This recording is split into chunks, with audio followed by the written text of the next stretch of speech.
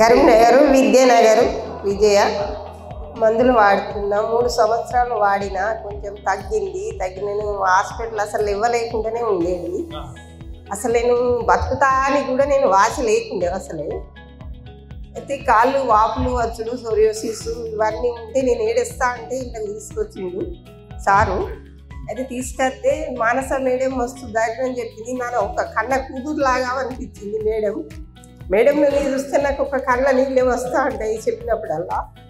అయితే నేను ఒక బతుక కూడా అనుకుంటే ఇట్లా అని అన్నీ ఇట్లా వాడాలని చెప్పింది అన్నీ చెప్తే అదే ప్రకారంగా వాడిన. ఒక సంవత్సరం డబ్బులు వెళ్ళలేక ఒక సంవత్సరం బంద్ చేస్తే మళ్ళీ కొంచెం అయినాక మేడం దగ్గరికి వస్తే సంవత్సరం వాడు కదా అని చెప్పినాయి కదా అన్న మళ్ళీ అదే ప్రకారంగా వాడితేనే మంచిగా తగ్గుతున్నది. ఇప్పటికీ లేచి నా పనులు నేను ఒక జుట్టు కూడా వేసుకునే పరిస్థితులు కూడా లేకుండే. నాకు ఒక బతుకుతా అని కూడా నా మీద ఆశ లేకుండే. అయితే ఇవన్నీ చెప్తా అంటే నా బిడ్డలు మన్మరాళ్ళు పక్కింటోళ్ళే జుట్టు కూడా వేసింది.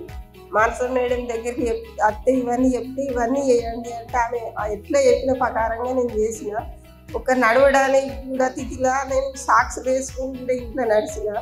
అట్లా ఎక్కడికి పోవాలన్నా ఒక చేతి గాజులు వేసుకోవాలన్నా గాజులు కూడా పట్టలేదు. ఏ ఫంక్షన్ కూడా పోగలగలేదు. నేను బయటకు వెళ్ళాలంటే ఎవరేమనుకుంటారో ఏందో అన్నట్టు నాకు నేనే కుమిలిపోయినా. ఒకసారి ఏడుచుకుంటూనే ఉన్నా రాత్రిలో కూడా.